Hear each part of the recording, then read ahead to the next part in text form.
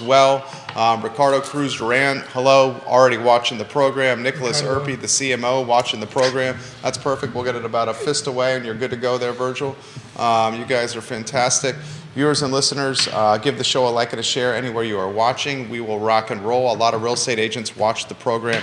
I've noticed a lot of real estate investors are watching the program, which is the circle we enjoy conversating and chitter-chattering within. Judah Wickower is our director. He is the guy who keeps us online. Keith Smith is fresh from the islands, still sun-kissed. Alex Erpe's got the holiday garb on, which I think looks fantastic. Did I hear that you have a trip to Montana coming? Yeah, to visit Is it a nice cold Christmas. Next few days? Yeah, right before Christmas. So, wow. My first time, the crazy holiday rush, in the movies where people would run to the airports with 5 planes. So that was my first time doing First time. Alex Erpe's going. And whereabouts is it in Montana there, Alex? Great Falls. So it's in the northern part. What's my directionally challenge? Northwest. I like it. Anything in Montana is north. Yeah, anything up there. Of where we're sitting right now. Exactly. And I would love to see. I'd love to have a conversation with you back from a family that's Italian and Cuban on how you're going to feel about the weather up there. You're going to walk in like a suit that you can't move. I've got one, so I had all these winter jackets, and so I'm showing them to my wife. And Elizabeth is feeling each one, and she's like, "Yeah, not good enough. This is just so insufficient." Not good enough. Montana, she said, "We are going shopping, and we are buying you a sufficient jacket." Which brand of jacket, before we start the show, did you end up purchasing? Oh, I'm really bad with brands. We got it at the Burlington. Okay, very store. nice. You bought whatever your wife told you. I bought whatever she told me to buy. Exactly. Smart She's like, man. "This one looks, thick enough. That'll do." I know. So, we think it's cold in the teens here, and then they're sitting it can get as low as minus 40 and stuff. Well, so it's at the moment, Merry I think Christmas. anything south of 70 is cold to me. But anyway, we'll rock and roll. Judah Wickower, we are in your hands, my friend.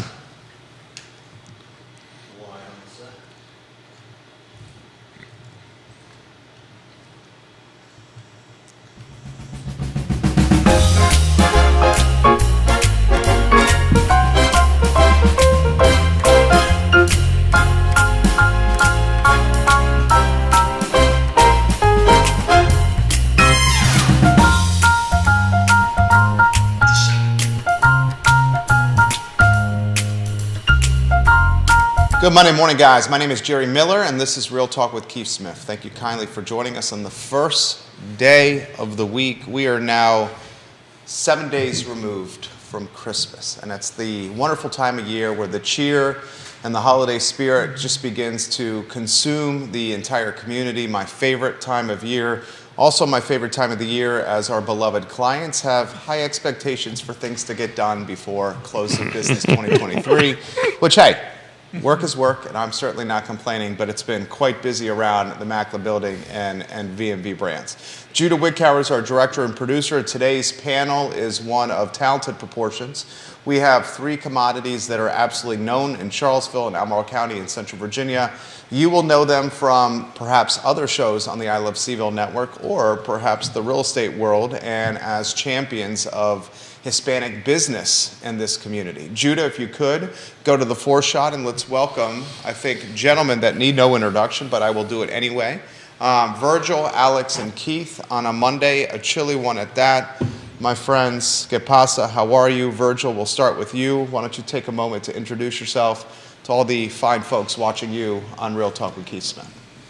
Well, good morning, and thank you, Jerry, for the introduction, and Keith and Alex for having me here today at the show.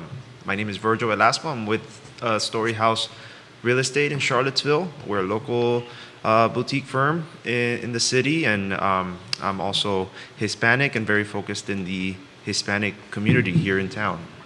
Fantastic. Alex Erpe, the show is yours, my friend. One of the co-stars of Today y Mañana. Yep, I get the privilege of hosting Today Mañana. You mostly once a week. Sometimes I get filled in for, which is nice to have family to do that. I'm also the CEO of Emerging Financial Services, so we help people with financial planning, saving for retirement, financial advice. Here in Charlottesville, we're a bilingual firm, all either Cuban or half Cuban. So just like Virgil here. Yes, sir. So and we love what we do, just working with people, helping people who have small businesses or families to make sure they're on a good track for retirement. I love it. And the sun-kissed Keith Smith, fresh from St. Martin. Jerry's Cuban, so we have Yeah. Yeah, three. We have three a lot Cubanos of on Cuban set. power. We talked about that before. Mi madre es Cubana. and then me. Yeah, Honorary Cuban. there we go. Honorary Cuban. Well, as we sip the wonderful Cortaditos. Cuban coffee. So, we're once a month, we're trying to celebrate and focus on the Hispanic community and the Hispanic buyer and seller. And Virgil, you were a little modest. You didn't mention that you were also now, I think, currently the vice chair or the treasurer, I believe, of NARRAP. So if you take a few minutes to explain a little bit what NARRAP is and how it can help of buyers and sellers, and we'll kind of kick off from there, and then I want to tap this guy's brain about interest rates here a little Yeah, bit. absolutely. So NAREP is the National Association of Hispanic Real Estate Professionals. It's a national organization with a lot of chapters throughout the states. But we are missing one here in Central Virginia.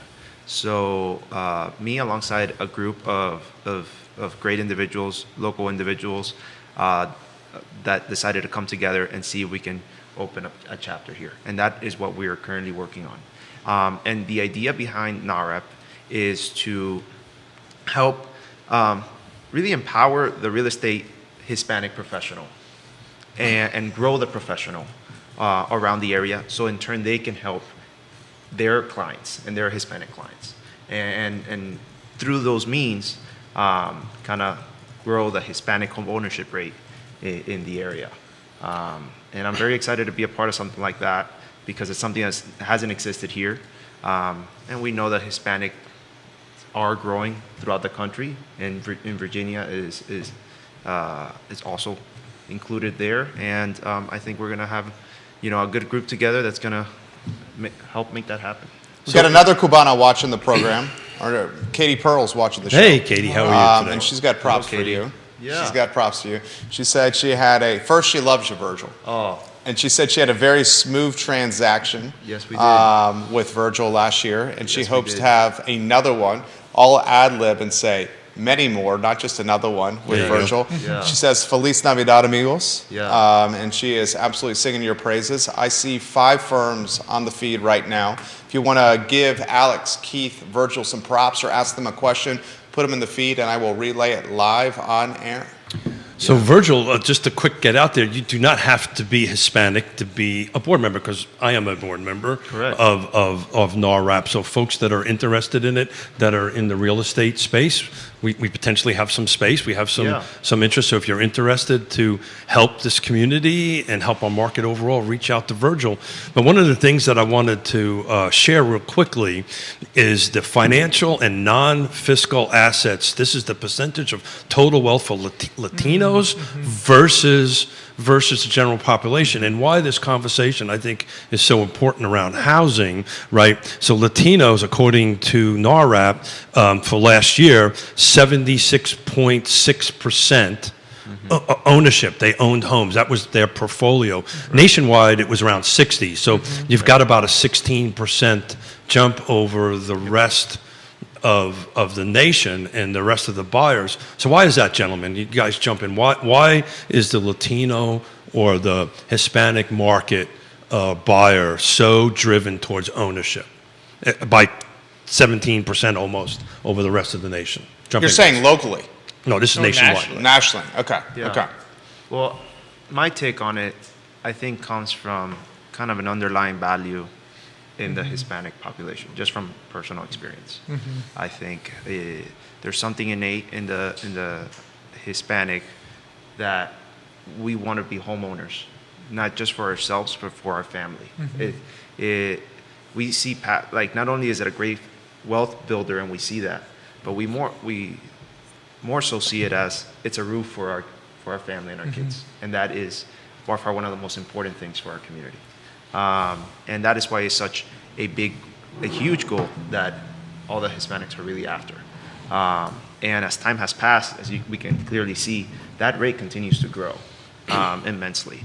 And it's because we have that drive to want a home for our family. I think that's one of the core reasons we see those numbers. Yeah. What do you think, Alex? I'd agree with that. That's kind of my sentiment. I think as Latinos, we value family and being able to have family under one roof. I mean, we're more multi-generational than Latinos, in terms of generations living in one house, resemble more the America of the 1940s, where you had 70% of the country was multi-generational in a house. And it's now reversed. In 2022, there was 14% of all the sales were multi-generational, and when NAR releases its report somewhere in February and March, I think you're going to see that number being closer to 16 or 18%. The struggle here in this local market is, and we were texting back and forth, Virgil, we don't have really good data, demographic data here. Now, hopefully we can get better with that, and maybe the folks that are listening from CAR can start focusing on that, but we really don't do good demographical data. We can do buy, sell, how many days on market, but buyer profile and seller profile, we don't seem to have a good data read on that. Yeah, I agree with you. And I think if we're going to make strides and we're going to grow, we need to have some sort of baseline as to where we are. And I think that's a great point. I think as professionals, have to find a way through surveys or other means to gather as much information as we can to know where we stand. And so we can track in the years to come how we're progressing. Because without the data, it's like a ship without a compass. Like we don't know where we're going. Well, Jerry and I everybody at this table loves data, so any opportunity to get more data is a great thing. Joe Tirana giving the boys some props right here. 6 real estate firms watching the show, 2 title companies watching the show, and a couple of closing companies watching the program. Kevin Yancey says good morning to everybody. Good morning.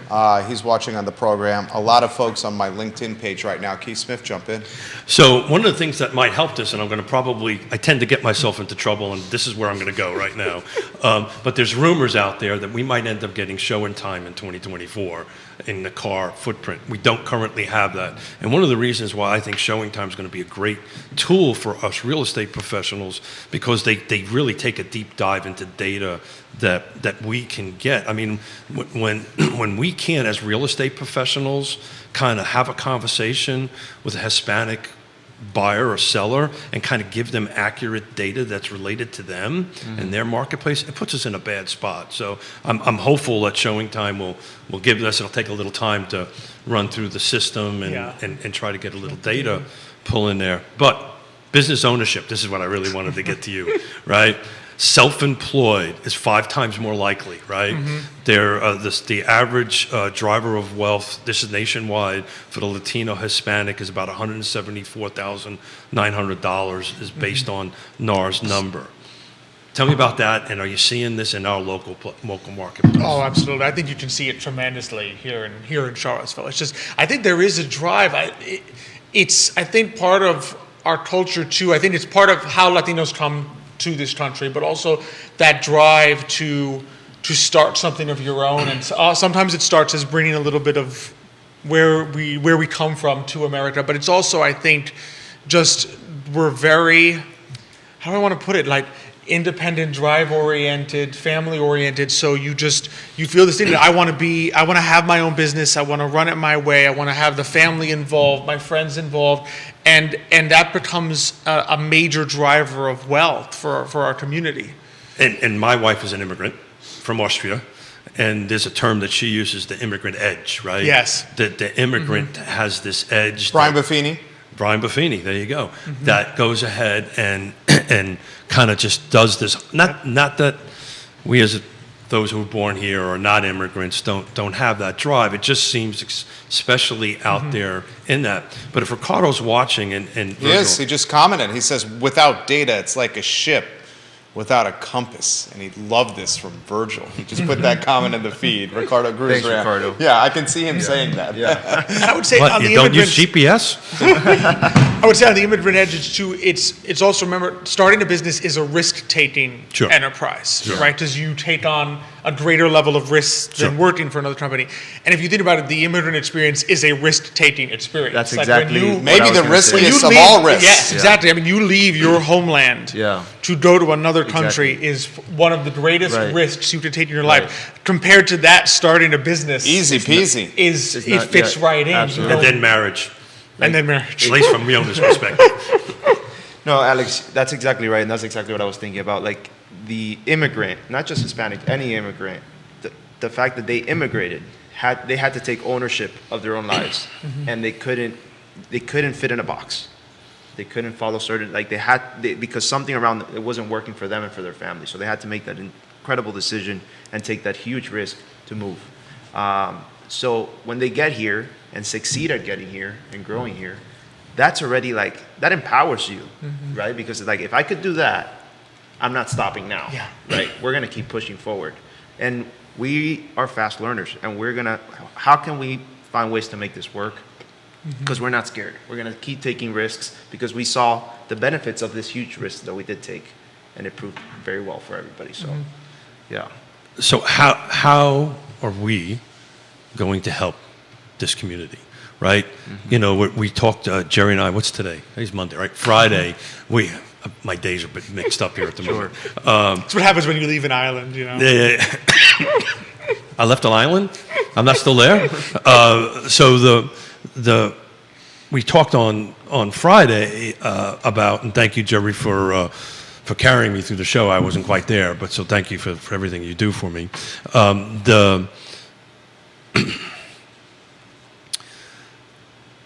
With this interest rates dropping, right? We're all on this thing, and I'm about ready to have a conversation this afternoon, nationwide about this conversation of interest rates. So they're dropping. Prices are probably going to go up. How are we going to help? What products are available to help this buyer who's kind of probably afraid to maybe go do a loan application, right? For whatever reason.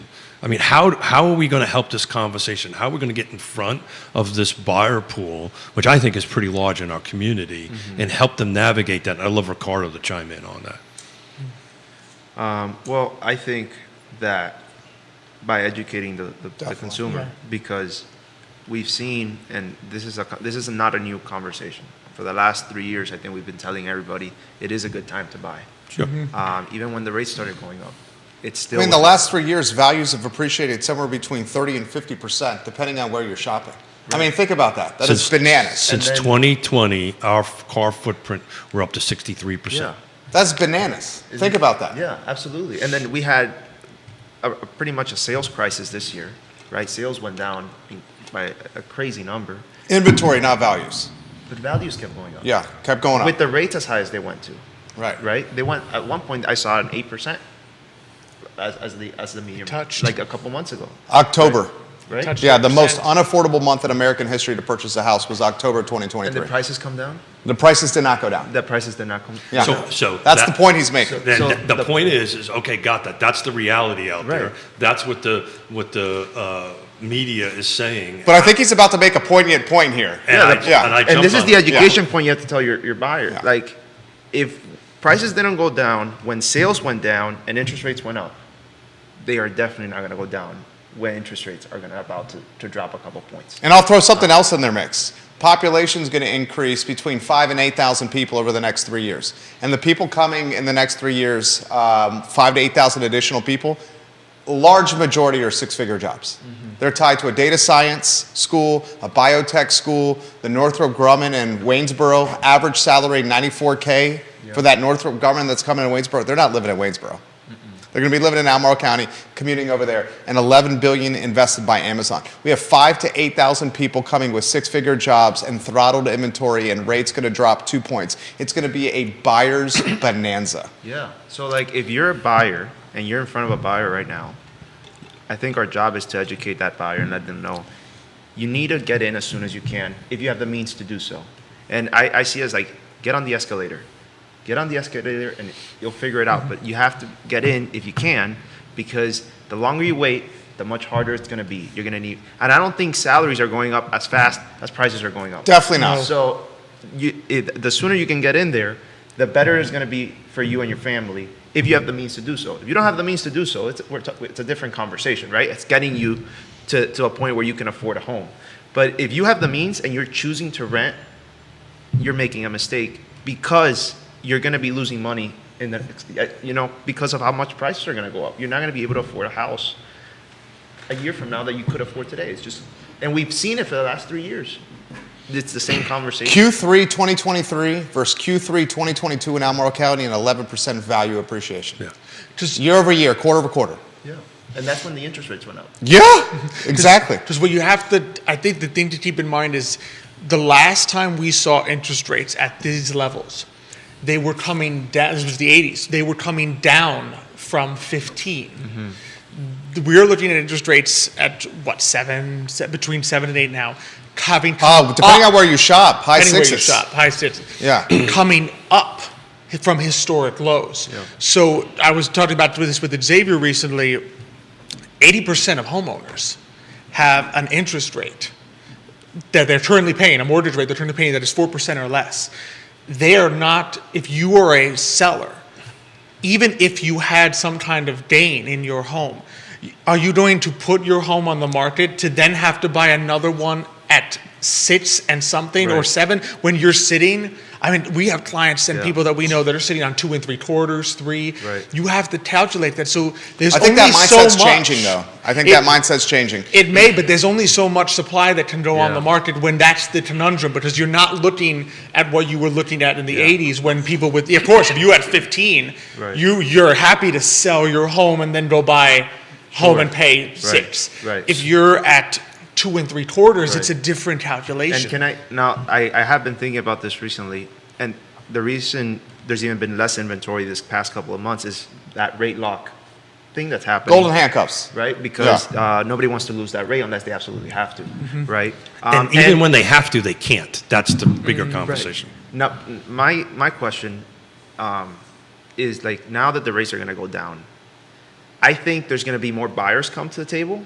I don't know if there's necessarily going to be a ton of sellers that's going to be still motivating them up. I don't know if the rates are going to drop enough to tell a seller, hey, this is good for me to have the same boom we had a couple springs ago. You know, I think we're going to have more buyers because everybody's going to want to buy, but I don't know if the inventory is going to be there either, just because the rate drop has to go a little Zillow said the rate drop had to be in the 5.5 range to inspire or motivate buyers to get off their sub 4% interest rate. Do you It's, think that's enough? I mean, if you're looking at a delta of 2 points and you're sitting on hundreds of thousands of dollars of equity, like literally, people in this community are sitting on hundreds of thousands of dollars of equity with their house. Yeah. And a 2% delta in rate to say, oh, can we get a bigger house or in a better location or a less commute or a better backyard or something different than our current home? Hundreds of thousands of dollars of equity can motivate some people. Is it going to happen at the same clip that we saw during the pandemic or COVID? No. And to Virgil's point, that's going to still make prices escalate. Right. And because we're going to have more buyers than sellers, the scales of justice are going to be tipped toward the buyer's side. So we will have bidding wars again, Yeah. inspection contingencies removed or completely evaporated or saying we don't need an inspection, Yeah. appraisal gap coverage. I think Q1, Q2, and Q3 of 2024 are going to be a bonanza. Yeah. In certain markets. And Jerry and I got into this conversation on Friday. I actually took a look at Nelson County.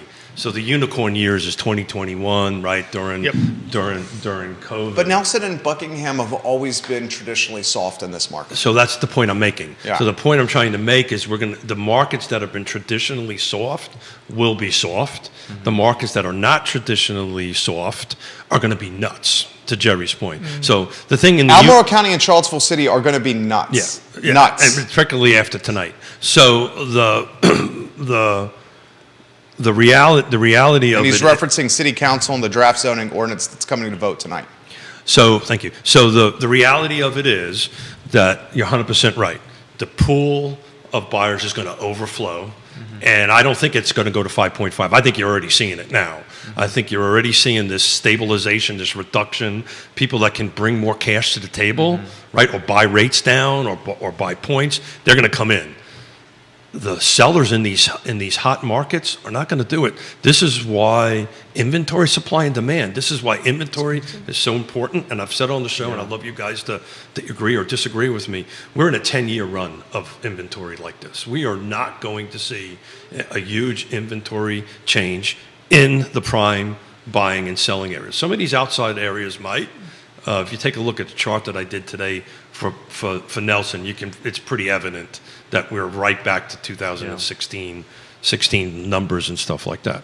Any thoughts, gentlemen? Just, it's also, you have to remember with supply and demand, it's not the relative, it's the absolute. In other words, if you go from 4 buyers for every 1 home to 2 buyers for every 1 home, there is still no downward pressure on prices, right? If there is anything more than 1 buyer per 1 home, that is upward pressure on prices. So a movement, yeah, Even one buyer on a home can create upward pressure on prices because it only takes one in this game to sell.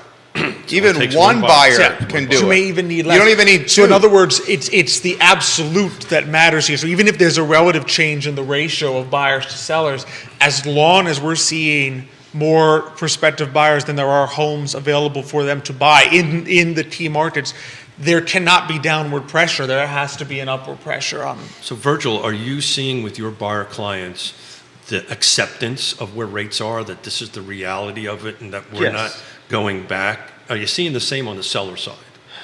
I can't speak so much on the seller side because I am primarily a buyer's agent at Story House. But on the buyer side, they've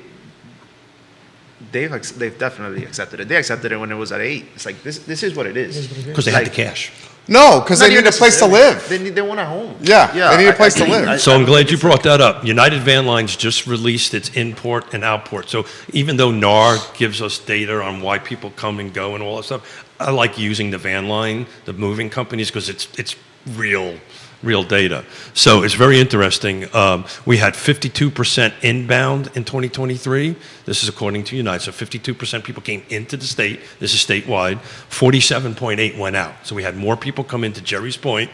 We had more people come in. The number one reasons for moving, number one, coming inbound at 21% is me, retirement. 21%. Health, 6%. Family reasons is the largest at 39%. Lifestyle, 25%. Job, 18%. And cost of living is 11%. Outbound, it was the same numbers, but a little bit lower. Higher on retirement, 24% was leaving. Inbound was 35%, which is a little bit less. But people are coming here to retire, to Jerry's point. They're coming here, not so much for their health. I think they're going to Florida for that. Family, lifestyle, jobs about 18%. And these are real live people moving from point A to point B. Woody Fincham has this comment. He's an appraiser. We got a bit of stimulus with the last 2 weeks of rate drops. I think we're going to see a spike in transactions before 5.5%. He is very optimistic on what's happening in 2024. We have Joe. You're going to have to help me with his last name, Virgil. Joe, is it Tirana? Tirana, yeah. Tirana watching the program. He says, would you say it's fair to say even with rates changing the way they are, it comes back to buyer salaries and their buying power still not being able to improve all that much? That's the point Alex made, that salaries are not keeping up with valuation increases. Joe, I'll throw this and then throw it to the panel. A third of buyers roughly in Albemarle County and Charlottesville are paying all cash. Yeah. And the folks that are moving to this area, and that will move 5,000 to 8,000 in the next few years, Charlottesville and Albemarle in particular, are coming in after selling much more expensive real estate outside the region. So they're literally bringing in bags of cash with them, many of them working remote in bigger market jobs where they can work through an internet service provider in their house or their basement, hybrid or remote work. Bloomberg said Charlottesville region was top 20 nationally for the population of remote and hybrid workers.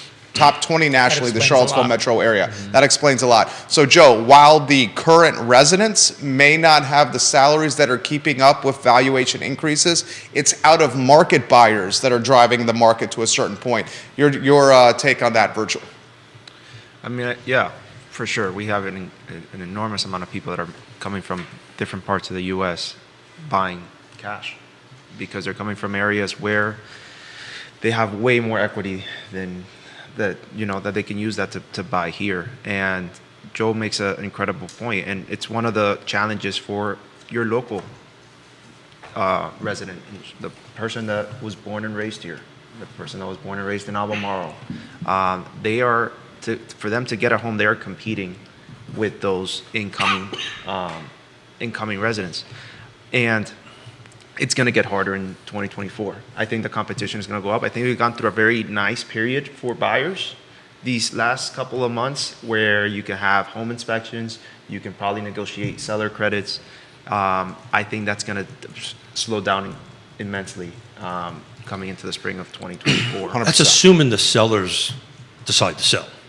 Yeah. And that's assuming the sellers does not decide to turn their property into investment property and rent it and capitalize on their equity they have in there through a line of credit or a home equity loan or whatever, and turn around and buy something else as a down payment, depending on what the delta is. So back taking a deeper dive into the United, to Jerry's point, so the income is 69% of the people that moved in make over 100 grand. Wait till you see what happens in 2024.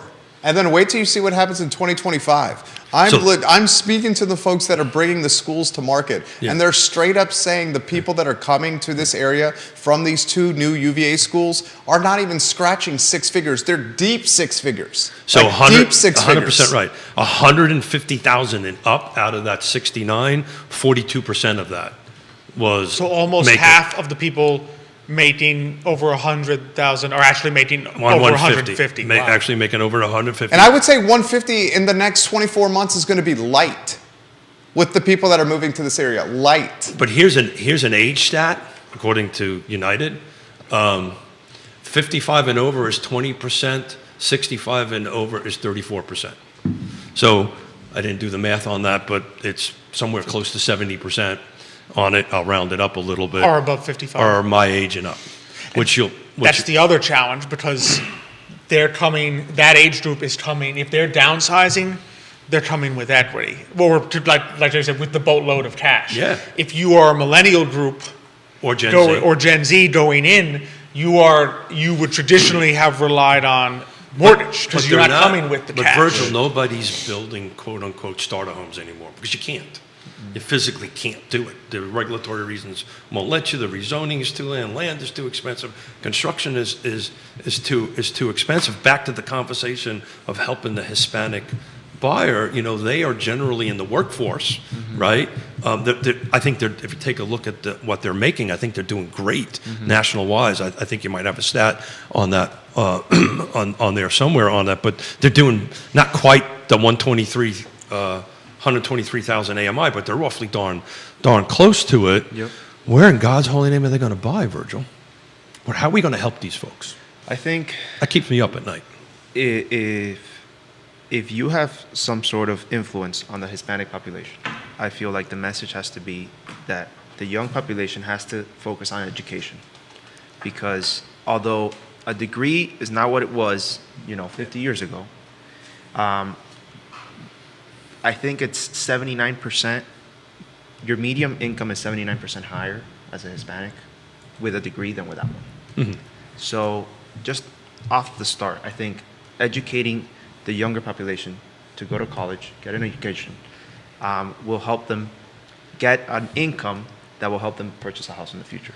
Well, I will tell you, my little brother is, and I've said this a couple of hundred times, is a trim carpenter in Richmond, and I call him doctor because he makes more money than my son-in-law, the doctor. It's an education. I would say we're reaching a point, to Virgil's point about the degree not being the same, we're reaching a point where the type of degree matters. Absolutely. In other words, what you specialize in, because there are going to be certain degrees in college that you're going to be better off with a trade school degree. But isn't that always the case, though?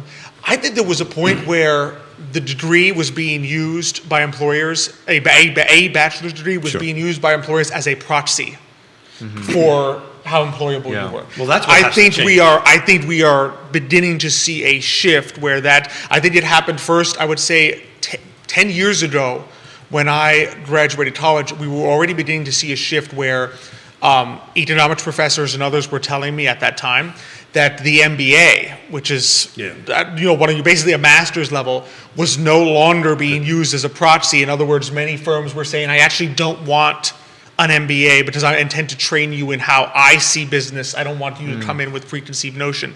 Yeah. I think it's only a matter of time before that trickles down to the next level, in which ABA doesn't matter so much as what exactly. But that whole corporate and government and UVA mentality has to change. You know, I'm a Marine, and you know, people come out of the service highly trained, but they don't have degrees. Right? Or in most cases, they don't, right? So they're not offered these great opportunities because, oh, hold the time out. In order to move forward, you got to check this box. We literally just hired an executive director for the Piedmont Community Land Trust, and that's the route that everybody went down. You must have a degree. And I was chairing this and said, no. Let's take a look at what this person has done. And what they're capable of doing. It doesn't matter if they've got an MBA or... One advantage for Latinos, obviously, because we're so heavily self-employed. Yeah. Right? That's where what you can do becomes much more significant. You're not, in other words, you're not looking for a BA because you are the employer. So the question is, do I have the trades or the education necessary to do that which I intend to do as my business? Because that's where a lot of that's where a lot of Latino wealth is currently concentrated. And to circle back on helping the population, I think our role where we are is we need to help the professional first.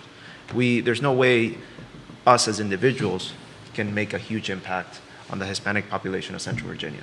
I think it's our role to come together as professionals, and that's what I think what NAREP it's meant for, is to bring all these Hispanic professionals together and to educate them, and so everybody's on the same page on how to help their Hispanics in their local markets as much as possible. But we don't have enough time, Virgil. I know this is a great thing, and I'm all for it. I'm on the board. But I'm telling you, this rate that's dropped down that nobody expected to happen is happening, is going to put such a pressure in these hot markets. You know, will it be the insanity of 2021? You know, I think certain micro markets will be, certain markets will not be. But what can we do today, right? Get in front of, we were having a conversation. I think you guys should suggest the multifamily route, where it's multiple generations living under one roof to uptick purchasing power. Because if it's one generation that's employed in this market at potentially a blue collar or frontline worker job, it's going to be very little chance to compete. I mean, the HUD median income is $123,300 per household, and I can assure you, when that HUD number is released. And the next go around, it's going to be higher than that. And the year after that's going to be even higher. And we're talking the median here, 123,300. That's the middle. That is the middle of what the income is per household in this area. So I would suggest, if you want some house hacks, purchasing power through multifamily under one roof, basically pulling in income to try to get to buy a house. Your brother Nicholas asked the question about investors that are. Let me read it verbatim here. He says he saw a professional investor claim that within the next 5 years prices will come down because amateur real estate investors will be unloading their inventory to get by, and that will lower prices. Thoughts, gents? And I immediately responded, no way, Jose. This is going to have no impact. In our market. In our market. I saw that article too. In our market. That's the issue nationwide, and our market is two different things. So Jerry and I have been talking about this for a while. You know, this is not a silver bullet solution. There's a silver buckshot. There's all these little silver pellets that are going to go in and do this. There will be some mom and pop investors that maybe own 1 or 2 or 3 rentals that'll probably put their units on the market, capitalize on their revenue, don't want to put a new roof on it, whatever it is, they'll go do this. But when they talk about that article, they're talking about markets like Phoenix, where BlackRock and all these publicly traded companies have bought a gazillion single-family detached homes. If you take a deeper dive into that article on it, that's exactly what they're predicting. And he's spot on. That's right. They're going to start dumping that into the market, but it's going to be in those markets, not this market. Questions coming in. Let's go to Woody Fincham here, who's asking, man, my phone is blowing up right now. Viewers and listeners, all for perspective, I'll relay it live on air. Woody says supply and demand, once again, we flooded the market with middle management related degrees and the market stagnated. There's lots of MBAs with jobs not related to what they have a degree in. Woody Fincham, thank you for that perspective here. Let's go to Grayson, who's watching right up the street. He says, when the rates hit to low sixes or in the fives, our family would consider selling our house because, as the panel has said, we have earned so much value with our house that we will sacrifice rates to capitalize on the revenue that we have or the net proceeds when we sell. Del Cabrera watching the program, she says, "I'm so proud of Virgil Velasco right now." Thanks, Del. Thank you for watching the program. We appreciate you. Your colleague, Brittany, watching the show, one of Orange County's finest. I watched Brittany Moore stand out on the hardwood under Coach Brunel. She was a Jefferson District force on the basketball court. This question has come in for the panel. When the rates continue to drop as they're expected to do so, and the buyers are there, but the inventory is not going to be there, does Keith or the panel think a double-digit appreciation for homes in this market again? I think so. I absolutely love our viewers and listeners because that's the exact question I was going to ask Virgil. Yeah, I think so. I mean, it's going up in double digits. Every marketplace in our area. I don't know of every marketplace. I don't think every marketplace. No, I don't think every marketplace. Yeah. But I think Charlottesville and Albemarle, I think for sure. Just because it happened when the rates went up. So I feel like with the rates coming down, it's definitely going to happen. It's good to hear that there's somebody already thinking, okay, if the rates come down to the fives. We'll do it. My family will do it's it. It's a consideration. I mean, that's a great sign because I feel like we need inventory. We need people to sell. And But it's a balance, Virgil. It's not going to help inventory, right? I mean, my assumption is we're going to stay in the market, right? And that they're going to just move laterally somewhere within the car footprint or something along those lines. They're not moving. They're not this outbound seller, right? So we're balancing, right? One's coming on, one's coming off, or one's coming on and 30 buyers. But balance is better than just incoming. Just the pressure of incoming, but no movement within. I mean, it's just not going to get there. Again, this is Christmas week, right? Yeah. So, it's the people are not putting their houses on the market, but the last 7 days, only 29 came on. The week before, 25. The week before that, 25, right? It's been in the 20s, in the low 30s, week over week of new homes coming on the market. That number needs to be, 3 times, 4 times that just to balance out. And do you think we'll start seeing those numbers go up as early as January, or do you think I think so. I think you're going to see it. I think you're going to see Christmas. Everybody's going to be done with the holidays. Everybody's going to kiss each other on the cheek, and everybody's going to go, let's go buy a house. And I think the buyer pool is going to flow over. I just not 100% sure you're going to get the influx of sellers. I agree. It's just going to be a lopsided. Yeah, I think there's going to be more sellers. I just don't think it's going to be enough to offset. Well, I think it's going to be more lopsided in certain markets area than it was in 20 and 2021. We're going to have more volume of units sold in 2024 versus 2023. Yeah, but that's all-time low. I know. But the next one's better. But that it's bar not going to compare to peak COVID, but peak COVID was an anomaly and shouldn't be a barometer of anything. So Jerry and I talked about this time last year that I predicted 2023 to look more like 15 and 16 in volume. And we're about 16. We're roughly 2016 in the volume of units of sales. We should be comparing 2024 to like 2019. 2019. Or 2018. That's exactly We right. should forget 2020, 2021. I mean, You the can't first count half of on those 2020 data maybe points. we consider, It's but the even same- that had COVID and it demoralized the spirit because we thought the world was coming to an end And it's in the the first part of 2020. And the same reason we need to forget 2008, 2009, and 2010, because that's not going to happen again.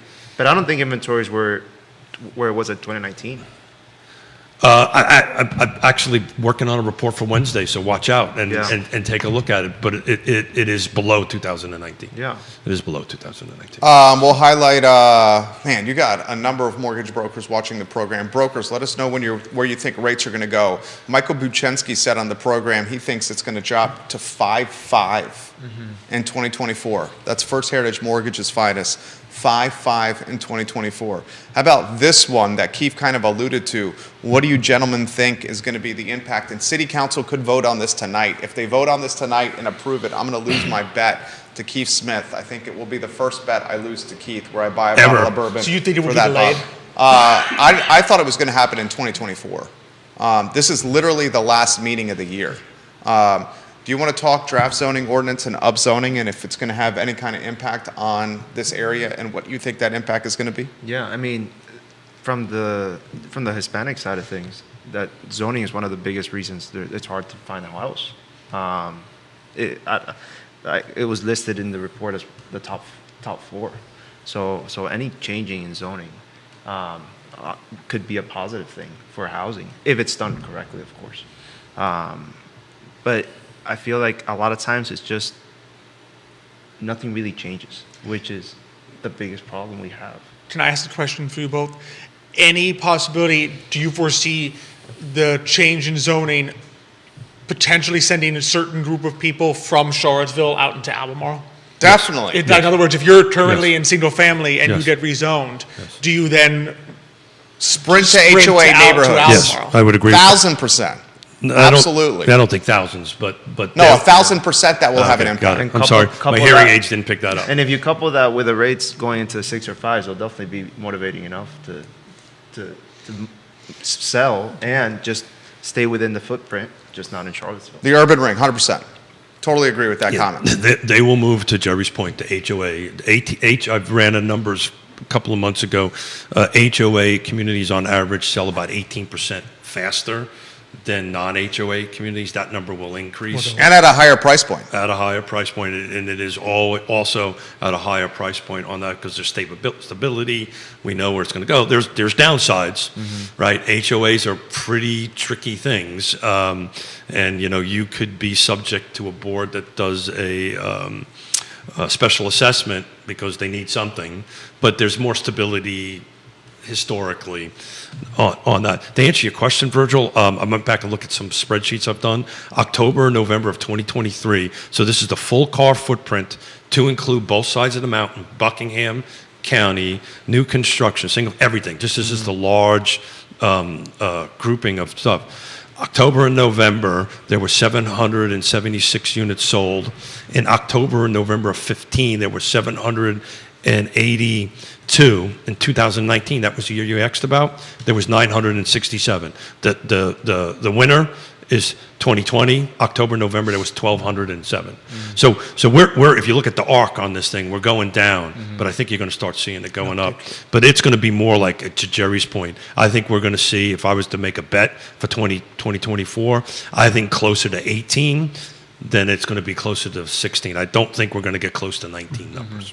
I will throw this to you guys. Hot topic, touchy topic. Ooh. I think we're going to see realtors, and that profession was already trending older. What's the average age of real estate agents? Agent like me, No, what is it? What is it? for real? 57. I 50 think. something. The average age was 57 In car footprint. in the 57. car footprint. So we saw a amount of inventory for 2023. What level was that at over the last decades?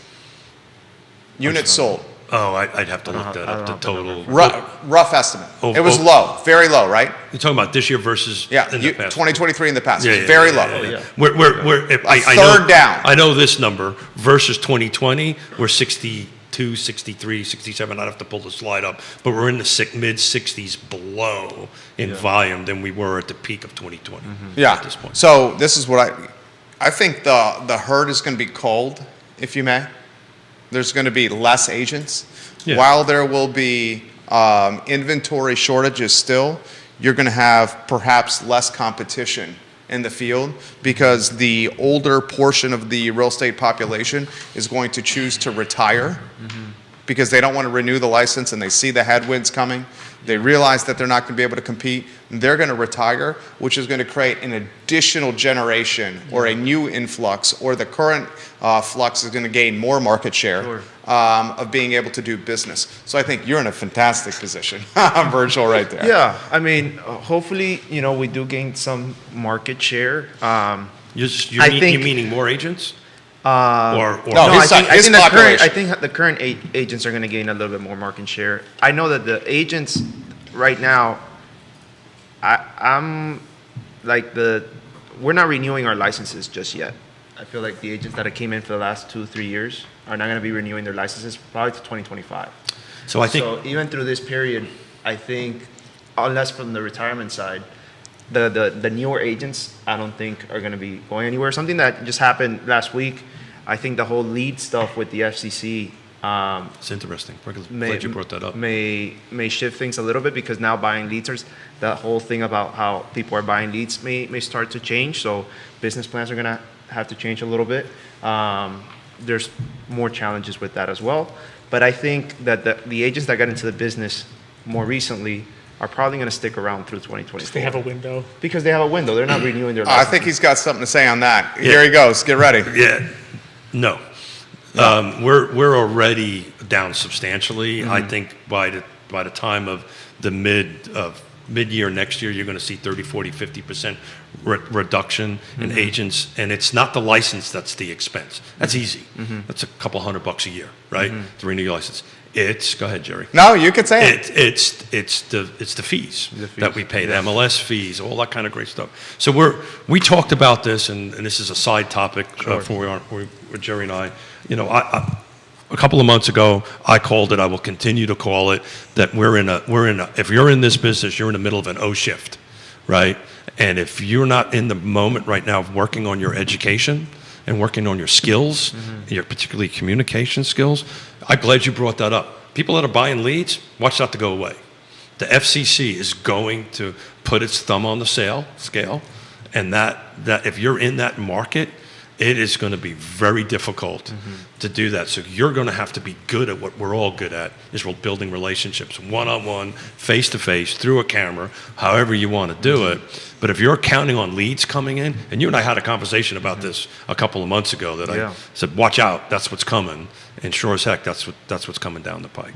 Give them the stat you said about the 7% of real estate agents. Look, stop reading my notes. 7%. Take a look one day at the stats thing. 7% of the car footprint makes over six figures, if you do the math. 93% does not. And remember, the HUD median income is 123.3. And if I did 123.3, I bet you that number's way, way, way lower. Oh, definitely. Give them the other stat. It's 15% make around 50 grand and up. So that means 85% make less than 50. Yeah. Now, Think about that. And to put a little bit of a caveat on that, it depends on how you do the math, right? Sure. You know, it depends on what your commission splits are or your egg splits are. Depends on what you're charging for your egg splits, right? All these, and your expenses and so forth and so on. But if you operate, under the normal guidelines that are out there, it's about 7%. So the point is, the point of this is, maybe, those people will do great. Maybe the herd should have been called. Well, it's already, that's the point. Well, the point is the market kind of did it, right? So if you go ahead and poll all your statistics on Paragon, you'll see, like, just take a look at 3 sales and less. It's a huge percentage of the number of 1,200 agents. I'm not saying they're good. I'm not saying it's bad. I'm not saying they're not excellent or great agents. I'm sure that they are. Right. But this is just a numbers fact. And the people that are on the top of that 7% or 10% or whatever it is, those are the folks that are going to adjust, adapt and overcome, get their education nailed down. If you're in the real estate space right now, and since the end of the beginning of this quarter and going to the next one, if you're not working on your sales skills and your communication skills, you better be doing that, because you're going to need it, because buyers are way smarter than what. And you know that you're a buyer's agent. They're super smart. Absolutely. Anywhere you want to go on that, Virgil? Sorry, got worked up. Coffee. No, I love your kicking point. in. No, you make absolutely great points. I feel like, we had the hardest year in sales this year. I feel like it's going to get harder, but sales are going to go up next year. It's going to help a little bit. What will happen is it'll. And I'm going to get myself again into trouble on this. Sure. The people that maybe were thinking about getting out won't get out. To be honest with you, I kind of wish the interest rate stayed a little higher, to be honest with you. To kind of help get, the business a little bit more settled on them. And just think about it, right, Virgil. Right, there's, I don't know, last quarter there were 776 sales. We can dive into that and find out how many came from Bright, how many came from Northern Virginia, how many came from our local markets. The pressure on us is pretty high. Do you want to talk about Bright and what's on the horizon with Bright on the program, Keith Smith? Yeah, probably not, since I'm doing an interview with them today. Okay, so that's a topic for a different day. I need to stay away from that, and but I can say that we're fine-tuning Dr. Lisa Steravin from coming on the show, who's the Bright's chief economist, and her and I are actually on the same panel this afternoon. Not a big-time guest. Logan Yeah. Wells-Clalo, welcome to the broadcast. Thank you kindly for joining us. Viewers and listeners, if you have comments, let us know in the feed. We'll relay them live on air. You, my friend, Virgil and Alex, jump in anytime you want. Do you think the DZO, the draft zoning ordinance, will have any impact on affordability? The upzoning? I think it depends on what the final one looks like. The possible addition of that provision, the 30-99 year provision on that, if you asked me, I think the ability. It impacts quite a few neighborhoods. If you watch the discussion about it, it impacts a fight of your neighbors. I mean, if Charlottesville, the idea is to get Charlottesville denser, right? Get more units in Charlottesville. I think it may bring a little prices down, but I mean, it's really hard to tell at this point. What do you think, Keith? One of the key aspects of affordability is wealth generation. So if you lock people, if you're telling people, congratulations, you have an affordable house, but you can't sell. Well, if you take a look at the NARAP report, right, and the Hispanic community is buying, right, because this is their biggest wealth generating. Look, this is I'll repeat myself a couple of hundred times on this. This is a bell curve, right? My suspicion, if we want to up our bet a little bit, it'll probably be a 4-1 vote tonight, 4-4-1 against. I wouldn't be. He's saying Lloyd's going to be opposed. I think Lloyd. He's showing indications he will be. Yeah, I think there's certain parts of the DZO, the zoning rewrite, for lack of a better term, that I don't think he can support. Don't know that firsthand, but it's just watching the body language and listening to the conversation. It will, because I'm part of national cohorts that look at this around the country. It will spike. Values will spike, right? But the reality of it is, it gets approved tonight, and I win my beer or whatever we bet. Bottle of booze. Bottle of booze on that end of it, and then it's going to sit for a while. It's going to get not necessarily shelved, but the process to go from zoning to actually doing the site plan end of it is delta. It's this huge delta between the two. How staff is going to manage it? Is there going to be enough staff? Are they going to be able to beat the building codes? People are going to start tearing into it. There'll be lawsuits. I'm confident of it, right? That's going to slow it down. Think, like that delta time, you think we're going to These be in are a completely years. different real estate market than we are today? These are years out. I don't think we're gonna. It's gonna have very little influence. Years. Very little influence. I think the fastest influence you'll see will be with the basement apartment. The basement apartment being more of a rental opportunity for a homeowner. Like the cost of an ADU, we went through this with one of our clients. Looking at $300,000 to build a small home in your backyard. It's more someone expensive. taking $300K on a HELOC, a home equity line of credit, their ROI on that $300,000 with their HELOC will be like 2.5 decades. So I looked at this at the Pacific Northwest because I'm part of a University of Washington a national cohort on this. What'll happen is you'll get your garage conversions first. Granny apartments. Right. That's the low-hanging fruit. To Jerry's point, there'll be basements. That will not be as big as number as everybody thinks because building codes are going to kick in, and most of these basements you can't make it work on it. So that'll be the first thing, and then the rest of it is going to sit for a while, right? And it's just going to take some time. I'm a proponent of it. I want this to go past. I think missing middle and housing and more housing for all is a great thing. I'm supported 110%. But I also want to set realistic expectations. If you think tomorrow there's going to be 50,000 more houses and permits in here, that is not going to happen. This is going to take, that's why I used a 10-year model. This is going to take 10 years from tomorrow. And by the way, that thing will get changed about 24 times between now. Yeah, that's assuming that 10 years from now it also resembles the version in which it was passed tomorrow. What if this pendulum goes the other way and we maybe go to a true traditional buyer's market, right? Right? It's a totally different picture. That's a whole different picture. Denny Rodriguez giving him some props. Virgil. Maria, is it Carreno? Carreno, yeah. Watching the program. Hello, Maria. Thanks, guys. Thank you kindly for watching. Virgil's a popular man over here. He's got a lot of followers and friends on the talk I show. couldn't get out of Guajiros getting these tortaditos without them singing Virgil's praises. So. Oh man, I appreciate everybody. I've been blessed with great friendships, and I'm very thankful for that. How are you positioning your business, Virgil, for success in 2024? Education.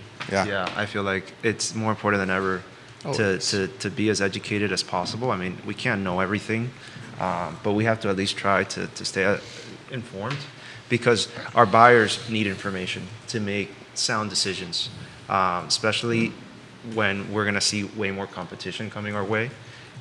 So staying educated is kind of top priority, to educate our buyers in return. And with the roles that we're taking as part of larger organizations like NAREP, it will be helping educate the professional as well. Through shows like this, I feel like we have a lot of mortgage brokers, real estate agents, everybody's listening in. It's just a great way to educate the professional, because I feel like working together, we can really keep the community strong, and so they can make good decisions in 2024. Well said. So how can we meet the buyer in person, right? We just talked about where I think the market is going. It's going away more. I think it's going to go away from this digital footprint, where it's going to be more personal interaction, and particularly with the Hispanic community, because they maybe don't trust this. Mm-hmm. They surely don't trust the banking system, Sure. right? But it was Johnny Ornalis suggested, which I haven't had a chance to do it with, but I love your take on it, Alex, is maybe meet them at the churches, right? Where can we meet the Hispanic buyer face to face and say, how can we help you? I mean, it's going to be church and community. I think, at least from my experience, we're very family-oriented Hispanics. So the odds of finding us at 5:45, 6 o'clock business networking events, unless you're already in the professional space and What you're about happy there, hour? is joking. yeah, it's going to be limited. Just you know, joking. it's going to be. I'm sorry, it's going to be limited. Yeah. It's going to be places We where like to stay with family. I think if you worked all day, you just want to go home and just want to be with your family. We're not gonna happy hours, buyer seminars, things like that. I don't think are gonna work that well, just because they're Hispanic. That's not what they want to do. I think churches is a great way. I would hate to think just go to church to meet buyers. I know, Well, right. then that's the whole reason not to go there. Yeah.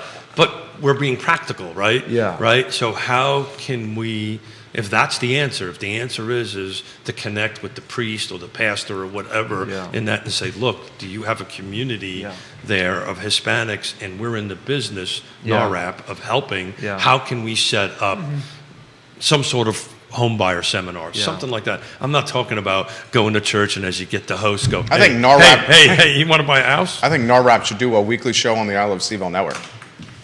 It could be, I think that could be a good conversation to have. I mean, you do that, goes Yeah. bananas. It's the I most think efficient way. Facebook, believe it or not, Facebook is a huge source of information for Hispanics. I know my It's the grandmother. number one website in the world. Yeah. The number one app in the world. I would say, yeah, my and I think- grandmother's like 80.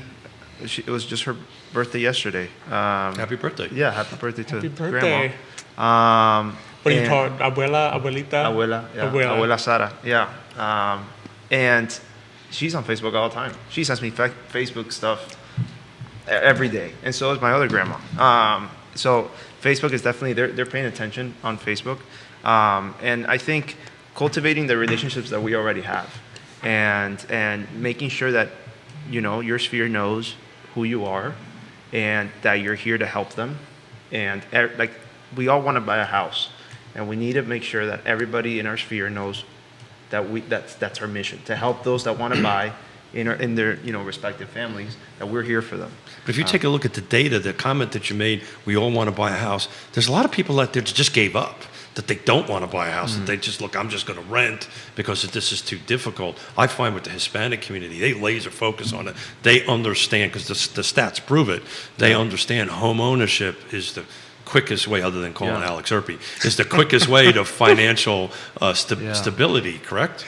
And I think the Latino community understands cash flow in a very good way, in the sense of, I think if you 'Cause everything's cash. if you are exactly, because if you are focused on prices and interest rates, you were going to be turned away from this market. You're going to be like, turned off. Like, no, this is not.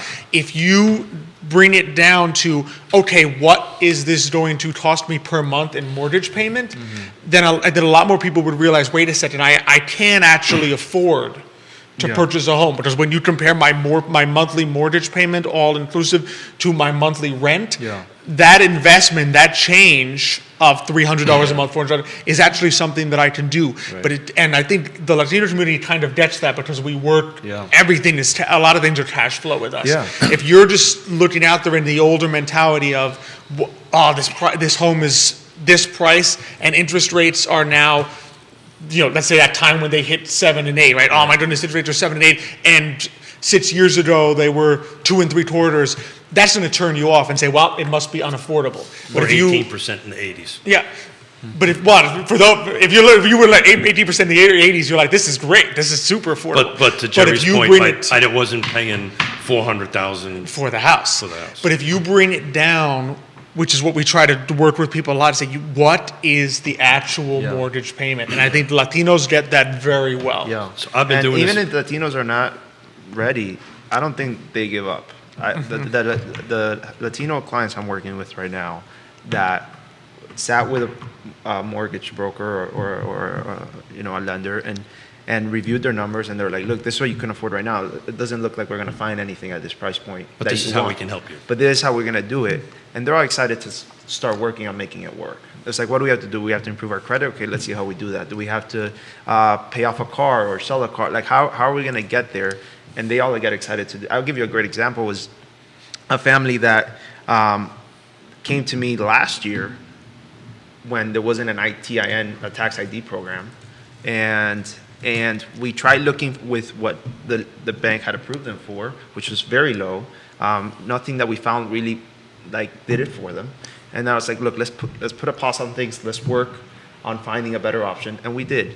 And as soon as the better option came this year, I called them, and they immediately started looking for houses again. There wasn't a sense of no, I don't want to. I didn't have to convince them to jump back in the water.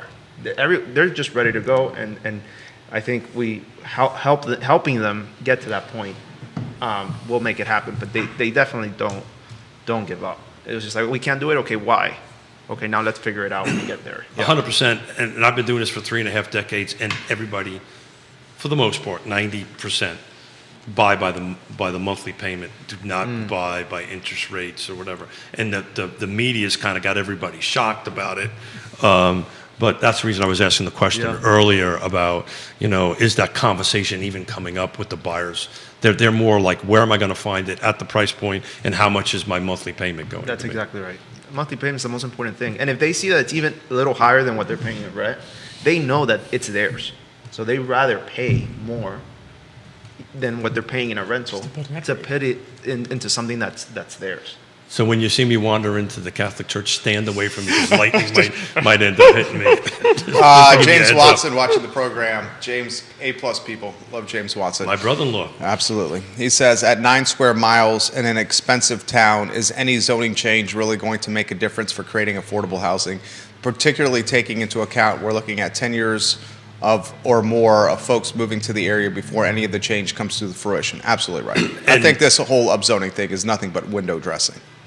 Maybe it's our children, James, that will see it. It's not going to be anytime soon. You know what the quickest path is? And I think Jerry would agree to me with this, and it'll never happen. You know what the quickest path is to increase inventory? Is to increase What's up? the 5%.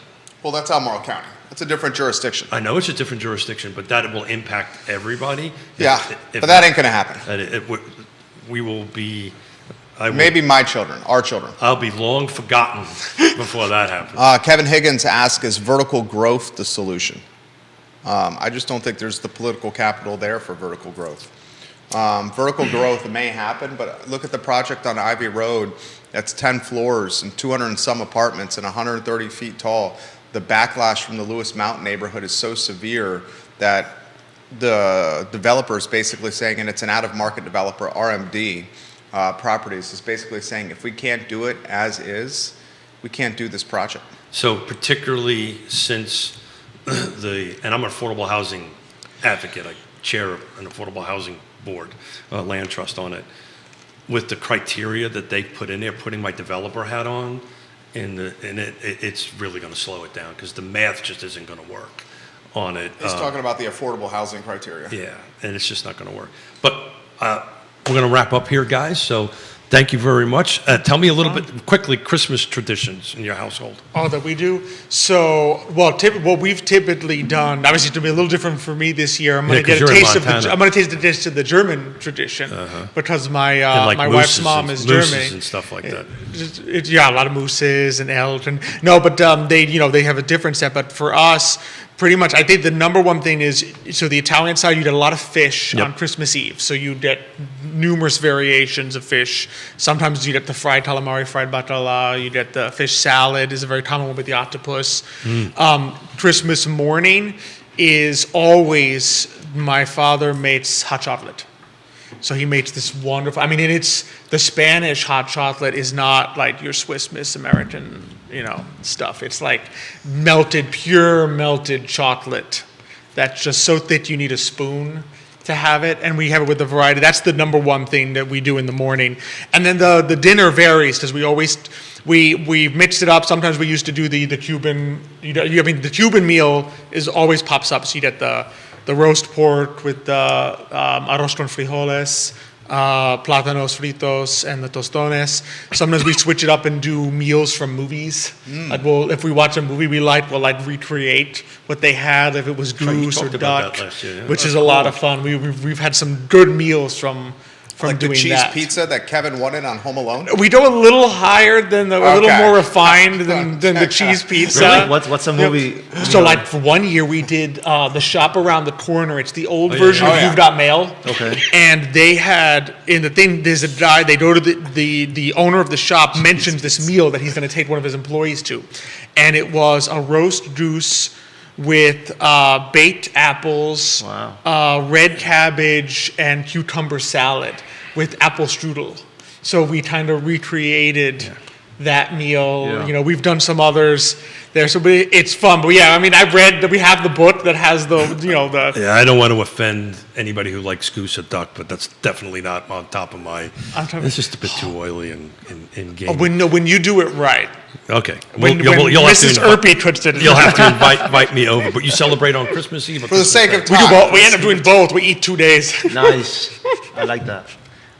We focused on Christmas Eve. So Yeah, our same big here. thing is Noche Buena. Oh. Where it's a whole day endeavor of getting the house ready for the party and roasting the pig in the middle of it. So we spend probably 6 hours Good for you. roasting a Do pig. you do the whole pig? The whole pig, yeah. So we And your typically address is? go in the morning to find the pig. And in Miami, every place that sells a pig will have a super long line. So you try to get there early to get the pig that you want to feed the family.